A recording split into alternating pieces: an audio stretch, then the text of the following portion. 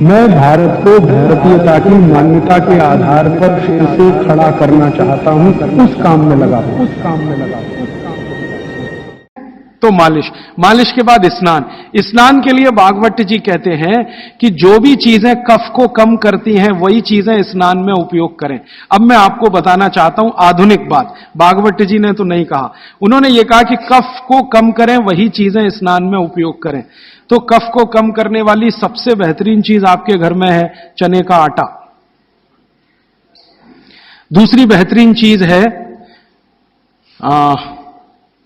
ये जो हमारे देश में संभव है, पता नहीं आपको मिलेगा कि नहीं, चंदन की लकड़ी का पाउडर। भागवत जी ने कहा है कि ये बहुत कफ को कंट्रोल रखता है।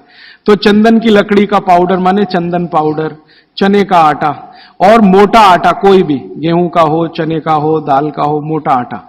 फिर कहते हैं मसूर की दाल का आटा, फिर वो कहते हैं मूंग की दाल का आटा। ये सब कफ को कम करने वाली चीज है।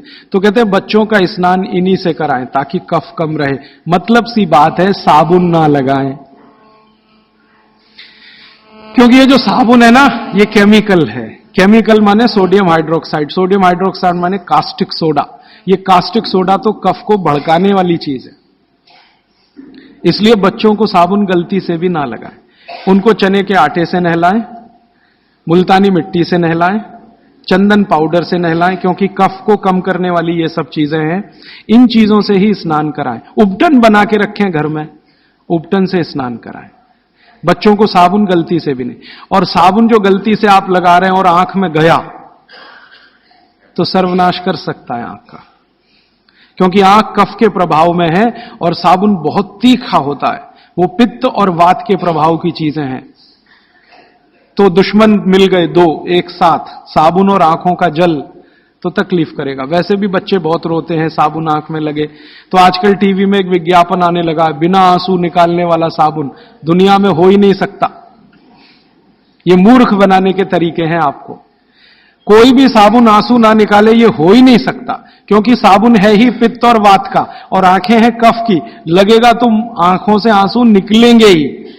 हां, एक ही समय में हो सकता है कि साबुन में कास्टिक सोडा सबसे कम हो, ग्लिसरीन और तेल सबसे ज्यादा हो। तो ग्लिसरीन और तेल अगर सबसे ज्यादा है तो उपटन में ही तेल मिला के नहला देना, साबुन क्यों खरीद के ला रहे हैं।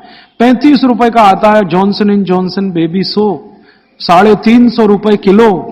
35 रुपए का 100 ग्राम, 350 रुपए किलो। काजू से महंगा है,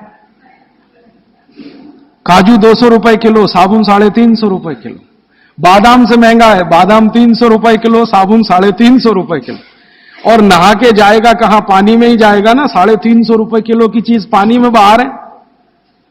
उससे अच्छा काजू खिला दें उनको, बादाम खिला दें। तो नहाने के लिए उपटन जो बहुत सस्ता पड़ता है, और क्वालिटी उसकी कैसे चेक करें कि कफ को नाश करता है, कफ को शमित रखता है, कफ को शांत रखता है, इसलिए उपटन का स्नान बच्चों को जरूरी है।